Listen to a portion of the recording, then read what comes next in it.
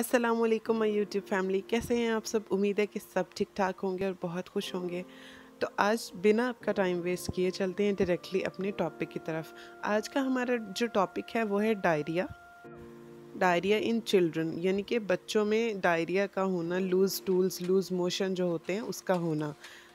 आज की वीडियो में हम जो चीज़ें डिस्कस करने जा रहे हैं उसमें है डायरिया के कॉजेज़, के डायरिया बच्चों में क्यों इतना ज़्यादा होता है, डायरिया के लिए हमें प्रिवेंशन क्या करनी है, घर में बैठ के आप बच्चों के लिए क्या ट्रीटमेंट कर सकते हैं जिससे उनका डायरिया ओवरकम हो सकता है। ये सब चीज़ें, डायरिया के कॉजेज़ क्या हैं, ये सब चीज़ें हम आज की वीडियो में डिस्कस करेंगे। चलिए अब मैं अपना टॉपिक आपको एक्सप्लेन करती हूँ। Diarrhoea, what is diarrhoea? Diarrhoea एक ऐसे स्टूल को कहते हैं जो वाटरी तो हो, लेकिन वाटरी होने के साथ फ्रीक्वेंट भी हो। हमने उसकी कंसिस्टेंसी और फ्रीक्वेंसी दोनों चीज़ें देखनी है। तो basically diarrhoea is a loose frequent stool that occurs more than 5 times a day is called diarrhoea. चलें अब मैं आपको डायरिया के मोस्ट कॉमन कॉजेज़ जो हैं वो बताती चलूँ। डायरिया के जो कॉजेज़ हैं वो कोई एक आधा नहीं है, दो नहीं है, तीन नहीं है। डायरिया के बहुत सारे कॉजेज़ हैं। जो सबसे मेन कॉज है वो होती है हाइजीन प्रॉब्लम। हम हाइजीन का ख्याल नहीं रखते। बच्चों में डायरिया बैक्टीरियल इन्फेक्शन की वजह से भी हो सकता है, वायरल इन्फेक्शन की वजह से भी हो सकता है, पैरासाइट की वजह से भी हो सकता है, कोई फूड एलर्जी या फूड इंटॉलरेंस भी बच्चे को हो जाती है, वो खाने से भी डायरिया बच्चों को हो सकता है। इसके अलावा अगर आप बच्चे पे कोई एंटीबायोटिक यूज़ कर रही हैं तो एंटीबायोटिक के साइड इफ़ेक्ट्स में भी डायरिया हो सकता है। मोर ओवर, अगर आपका बच्चा अगर बहुत ज़्यादा आर्टिफिशियल जूसेस पीता है या आप उसे पिलाती हैं, वो भी डायरिया का एक बहुत बड़ा कॉज हो सकता है। माइल्ड डायरिया हो तो आप उसको घर में ओवरकम कर सकती हैं, आप उसको घर में ट्रीट कर सकती हैं। कैसे, वो भी मैं आपको बताऊंगी। लेकिन अगर डायरिया मॉडरेट टू सीवियर है, यानी अब आपको कैसे पता चलेगा ये माइल्ड नहीं है, मैं आपको बताती हूँ। कुछ ऐसे सिम्टम्स हैं जो कि माइल्ड में नहीं होते, यानी कि जब डायरिया ज़्यादा हो रहा होता है, जिसको हम सीरियस डायरिया कह सकते हैं, उसमें ये साइन एंड सिम्टम्स होते हैं। तो उनमें कौन से साइंस हैं?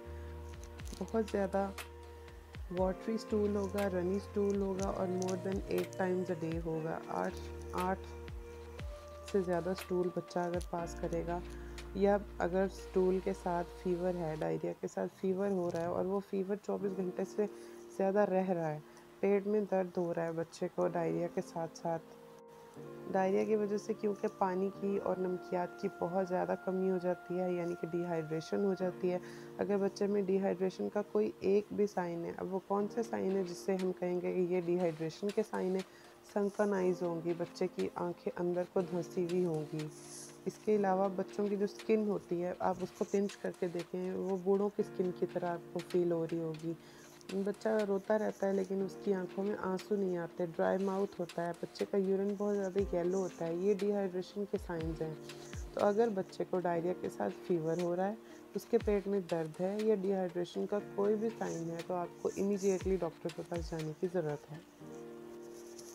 मील जो है वो अपने बच्चे का मतलब वेल बैलेंस्ड रखें। अगर आपको पता है कि उसकी इंटेस्टाइन डिस्टर्ब है, उसका स्टमक डिस्टर्ब है या कोई भी इशू है, उसको उस टाइम में रूटीन फूड ना दें। आप उसे सेमी सॉलिड फूड दें, लिक्विड फूड दें। आप पतली खिचड़ी बना के दे सकती हैं, दाल का पानी बना के दे सकती हैं, साबूदाना बना के दे सकती हैं। इसके अलावा बच्चे को योगर्ट, दही खिलाएं। दही में बेसिकली लैक्टोबैसिलस होता है जो कि इंटेस्टाइन की को फ़ौरन रिकवरी करने के लिए बहुत हेल्प करता है, यानी कि लैक्टोबैसिलस की हेल्प से जो इंटेस्टाइन्स की रिकवरी होती है वो बहुत फास्ट हो जाती है। इसलिए दही दें। दही में चीनी वगैरह कुछ भी ऐड ना करें, वो जिस कंडीशन में है उसको उसी कंडीशन में दें। हाइजीन का बहुत ज़्यादा ख्याल रखें, बहुत ज़्यादा ध्यान रखें। अपने बच्चे को पकड़ते वक्त अपने हाथों को अच्छे से वॉश करें।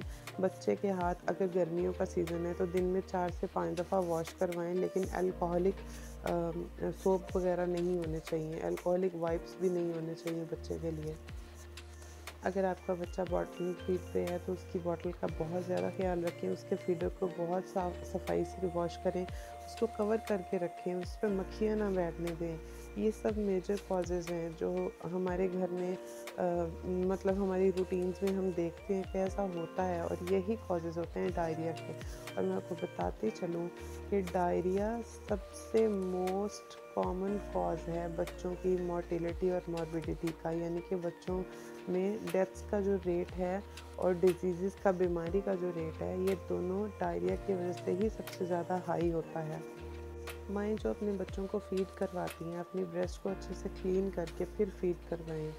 इसके अलावा अगर आप बच्चे को कोई फ्रूट दे रहे हैं, वेजिटेबल दे रहे हैं, उसको अच्छे से वॉश करें। ये सब चीज़ें बहुत इम्पॉर्टेंट हैं बच्चे की हेल्थ के लिए जब उसको डायरिया हो। इसके अलावा बच्चे को कहीं ग्राउंड में या किसी नर्सरी में 48 आवर्स तक ना लेके जाएं। उसका डायरिया ठीक होने के बाद 48 आवर्स तक उसको घर में आइसोलेट रखें। बाहर ग्राउंड्स या नर्सरीज़ में ना लेके जाएं जहाँ पे दोबारा से इन्फेक्शन उसके पास आए। इसके अलावा अपने वॉशरूम्स के सर्फेसेस जो हैं उनको क्लीन रखें ताकि बैक्टीरियल ग्रोथ ना हो सके। जो ब्रेस्ट फीडिंग बच्चे होते हैं उनमें डायरिया होने के चांसेस दूसरे बच्चों से बहुत कम होते हैं, क्योंकि इम्यूनिटी बूस्ट करता है ब्रेस्ट फीडिंग बच्चा जो होता है उसकी इम्यूनिटी बहुत अच्छी होती है।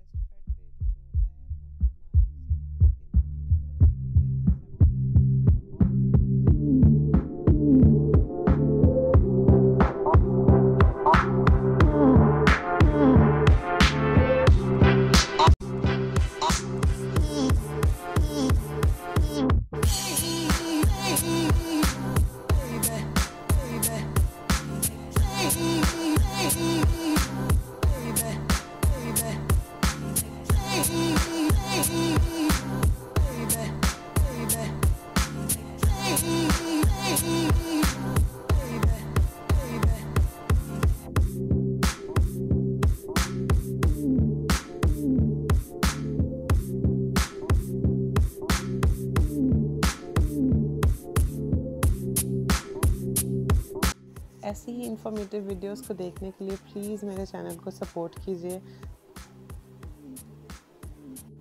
अब मैं अपनी YouTube फैमिली से इजाज़त चाहती हूँ। मिलेंगे मेरी नई वीडियो में, तब तक के लिए अपना बहुत सारा ख्याल रखिएगा और दुआओं में याद रखिएगा। अल्लाह हाफिज़।